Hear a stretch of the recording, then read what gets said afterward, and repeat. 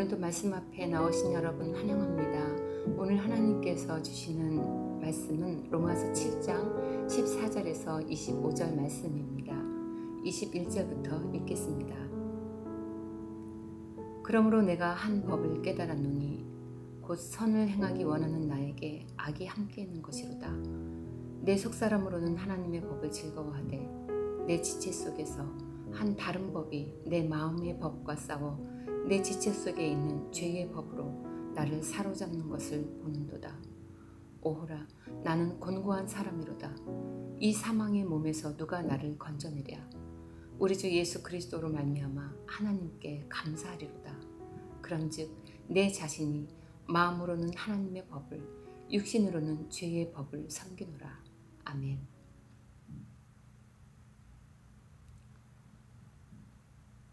키에르케고르가 죽음에 이르는 병이라는 책에서 규정한 죄의 의미가 이렇습니다. 하나님 앞에 서기를 바라지 않는 절망적 상태. 키에르케고르는 사람이 절망을 얼만큼 깨닫고 있느냐라는 상태에 따라서 절망의 정도를 나누고 있습니다. 가장 위험한 상태는 자신이 절망에 빠져 있음을 알지 못하는 절망이라고 합니다. 술꾼은 맨 정신으로 있을 때가 가장 괴로워서 술을 더 퍼마시고 고민을 잊기 위해 또 다른 즐거움을 찾아다니며 자신을 잃어버립니다. 이보다 조금 나은 절망은 자신이 절망하고 있음을 깨닫는 절망이라고 합니다. 그리고 여기에서 조금 더 나은 절망은 자기 자신에 대한 절망입니다. 하지만 조금 더 나은 자기 자신에 대해서 절망한다 하더라도, 이것이 조금 더 희망적이라 하더라도 예수님 없는 상태로 자기 자신의 절망을 반복해봤자 전국에는 파멸만 남을 것입니다. 인간 스스로는 결단코 스스로 절망에서 벗어나지 못합니다. 절망은 인생을 힘들게 하지만 그 절망 때문에 예수께로 향하는 진정한 삶으로 거듭나게 만들 수도 있습니다. 예수 그리스도 안에서 자신을 바라보는 사람들의 경우입니다. 바울은 본문에서 그리스도인이 겪는 내적 전쟁과 절망을 자신의 경험으로 기술하고 있습니다. 바울은 자기 안에 전혀 다른 두 가지 세력이 있다는 것을 알았습니다.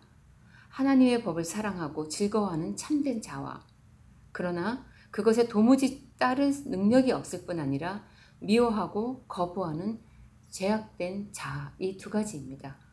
상반된 이 두 자아가 지속적으로 부딪히고 그 속에서 절망하게 되는 것입니다. 세 번역으로 본문 몇 구절을 보면 이렇습니다. 나는 육신에 속했습니다. 나는 내가 원하는 것을 행하지 않습니다. 내 속에 죄가 자리 잡고 있습니다. 나는 선을 행하려 하는데 도리어 악한 일을 합니다. 나는 비참한 사람입니다. 본문은 나라는 1인칭 대명사를 무려 24번이나 사용하고 있습니다. 죄와 계속 싸우지만 굴복되지 않는 개인의 신앙적 분투에 시선을 모으기에 충분한 것 같습니다. 바울은 아마도 자기 편지를 받고 읽게 되는 로마 교회 그리스도인들이 그들 각자들도 이런 분투와 실패가 있음을 인정하고 직면하기 원한 것 같습니다. 그리고 그것은 오늘날 우리에게도 마찬가지입니다. 예수님을 따르고자 하는데도 자주 절망하고만은 우리 자신을 보게 되죠. 예수님을 믿으며 말씀대로 살아내고자 하는데 도무지 잘 되지 않고 실패만 반복하는 것 같습니다. 우리는 바울의 분투가 바로 나의 경험이기도 하다는 것을 발견하면서 위로와 용기를 얻고 또 소망을 붙잡게 됩니다. 오늘 본문의 말씀을 통해서 우리가 받을 수 있는 교훈을 몇 가지 함께 나누고 싶습니다. 먼저 우리는 그리스도인이지만 죄성이 바로 우리의 본성이라는 것입니다. 그리스도인에게 놓인 삶의 딜레마가 있습니다. 예수 그리스도를 개인의 구주로 영접하고 하나님의 자녀로 살아가는 우리들에게 놓인 삶의 딜레마, 바로 이중 정체성의 문제입니다. 우리의 신분과 소속이 구원받은 하나님의 백성으로 바뀌었지만 우리는 여전히 반역과 불법의 땅에 발을 딛고 살아가는 존재라는 것입니다. 바울은 22절에서 내 속사람으로는 하나님의 법을 즐거워한다고 했습니다.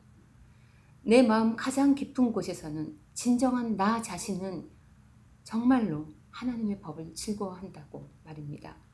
그러나 동시에 죄의 갈등이 있다고 고백합니다. 세 번역으로 18절을 보겠습니다. 나는 내 속에 곧 내 육신 속에 선한 것이 깃들여 있지 않다는 것을 압니다. 나는 선을 행하려는 의지는 있으나 그것을 실행하지 않으니 말입니다. 예수 그리스도를 믿음으로 구원의 과정에 참여했지만 아직 구원의 완성에 이르지 못한 이미와 아직의 사이에서 우리의 내적 갈등과 싸움이 있습니다. 그래서 우리는 죄와의 싸움에서 자주 지고 맙니다. 하나님의 법을 따라 살기 원하지만 날마다 순간마다 죄에 부닥치고 맙니다. 우리는 자주 패배합니다. 그리고 우리는 자주 실망합니다. 새로운 아침을 맞으며 눈을 뜰 때면 어제와는 다른 오늘을 살기로 다짐합니다. 그런데 그 결심도 잊은 채 날이 저물고 나서야 자신의 실패를 깨닫고 말지요. 아니, 침대에서 일어나 몇 걸음 걸으며 하루를 시작하기도 전에 죄에 넘어지는 자신을 발견할 때가 한두 번이 아닙니다. 같은 죄를 범하지 않으리라는 맹세와 결심이 클수록 절망도 크곤 합니다. 반복되는 죄에 걸려 과거의 낭태감을 다시 마주하게 되면 인생이 어떤 큰 데자뷰 속에 갇혔는가 하는 생각마저 들 때가 있습니다. 그래서 바울은 탄식합니다. 오호라, 나는 곤고한 사람이로다. 나는 선한 것을 원하고 행하고 싶지만 내 안에서 발견하는 것은 결국 죄와 악이라는 것입니다. 바울은 20절과 21절에서 이렇게 말하고 있습니다. 세 번역으로 읽겠습니다. 해서는 안 될 것을 행하는 것은 내가 아니라 내 속에 자리 잡고 있는 죄입니다. 여기에서 나는 법칙 하나를 발견하였습니다. 곧 나는 선을 행하려고 하는데 그러한 나에게 악이 붙어 있다는 것입니다. 자신에게서는 한 줌의 선한 것을 찾을 수 없음을 인정하지 않을 수 없는 바울. 이 바울의 탄식은 막다른 골목에서 나오는 정직한 외침입니다. 이 외침을 세 번역으로 읽으면 이렇습니다. 아, 나는 비참한 사람입니다. 누가 이 죽음의 몸에서 나를 건져 주겠습니까? 옳은 행동을 원했지만 잘못된 언행을 하고 맙니다. 죄가 무엇인지 알고 있기 때문에 경계하려 했지만 여전히 죄를 짓고 말았습니다. 그리스도를 본받아라는 책을 지은 토마스 캠퍼스가 인간의 비참함에 대하여 쓴 글에 이런 글이 있습니다. 우리가 육체를 지니고 있는 동안에는 죄 없이 살 수도 없고 여러 가지 죄로 인해 우리의 순결성을 잃어버립니다. 우리는 하나님 앞에 우리의 죄를 고백하고 내일이면 또다시 똑같은 죄를 저지르고 맙니다.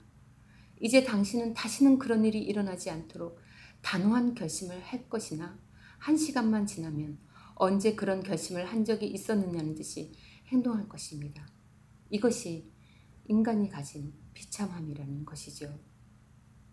그러면 우리는 어떻게 이 비참함에서 소망을 잃지 않을 수 있습니까? 우리가 바라봐야 할 복음이 있습니다. 예수 그리스도시죠. 바울은 자신의 노력이 실패할 것을 압니다. 우리가 구원을 이루기 위해 우리의 순종이나 우리의 행위나 우리의 어떤 것도 아무 희망이 없습니다. 우리의 애씀, 노력, 순종, 우리의 갈망 이런 것들은 그것이 아무리 간절하고 아무리 진실한 것이라도 우리 자신을 구원하지 못합니다. 우리 자신에게는 소망이 없습니다. 하나님의 사랑에서 끊어지지 않는 이 구원은 오직 예수 그리스도의 순종으로 이루어졌고 이것이 우리를 하나님에게로 용납되어지게 하였습니다. 자신의 절망과 비참함에서 눈을 돌려 예수 그리스도를 바라보아야 합니다. 이 사망의 몸에서 누가 나를 건져내랴 하는 이런 탄식이 우리 안에서 터지고, 그때 우리는 죽음의 세력을 이기신 예수 그리스도를 바라볼 수 있습니다. 이 실패가 어제보다 우리를 더 나아지게 할 것입니다. 진정한 그리스도인을 아는 기준이 우리가 가진 내적 평안이 아니라 우리 안에 있는 새로운 갈등, 즉 내면의 전투라고 합니다.